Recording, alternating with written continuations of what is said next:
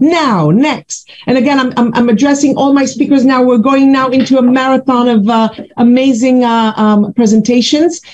Please make sure that we are going to stay as much as possible on time, because each and every one of you, I would love to see you for half an hour of presentation. Unfortunately, I overbooked the speakers, so we're going to keep it focused.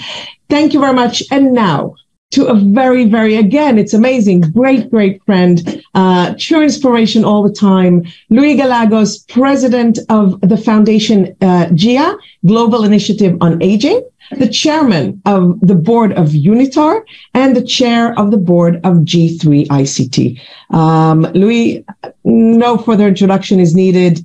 It was obvious for us that you have to be on, and the connection between people with disabilities and the aging population is so evident to us. But please, we'd love to hear your aspect on this. Thank you, Michael. Thank you for your very kind words. I want to congratulate Access Israel on this webinar. I think it is very opportune. But more than that, I'd like to say hello to all my friends, starting from Daniela and Christopher, and congratulating Michael on their interventions. I agree completely with them. Disability and employment has been always a concern. When I chaired the working group for the CRPD, the rationale of including it in the convention was the need for sustainable life. People have to have the decency of having work, the capacity of being able to incorporate themselves in the working force, to be able to sustain themselves and their families, to have a dignified life. And they require the assistance not only of governments, of communities, and of companies to be able to do that. But we must rationalize a change in societies.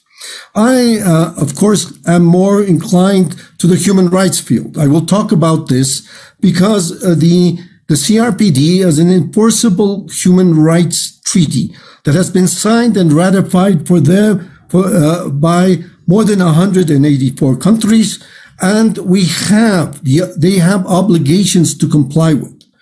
The CRPD also has a committee, a treaty body that looks into this and has emitted a general observation number 8 on employment and the right to work and employment. These are enforceable obligations for states. And I'd like to underline this because in the human rights structure, I just had a very long conversation with the Human Rights High Commissioner here in Quito a week ago on the issue of making the most vulnerable groups and enforcing the human rights for those groups. The Universal Periodic Report and the committee have the capacity of making this happen. We are beyond the activism of seeing what we have in the laws that have been internalized by governments and parliaments in most countries of the world. Now we want to see the results. We want to see the data. I think it's very valuable to look into the reports that Tessa has done, and I congratulate Daniela on that. ILO has done on issues of employment, and many other of the agencies of the UN have done on issues that have to deal with incorporation. I agree completely with Daniela. This is not only an issue of complying with this. This is non-discrimination. This is accessibility. This is perception. This is many of the obligations that states and societies have with persons with disabilities. We have to have a jump from law to reality. We have been, since the beginning of the negotiation in 2022, in 2002, we are practically 20 years that we have begun to analyze these issues in the UN as an enforceable right. The convention was approved in 2006.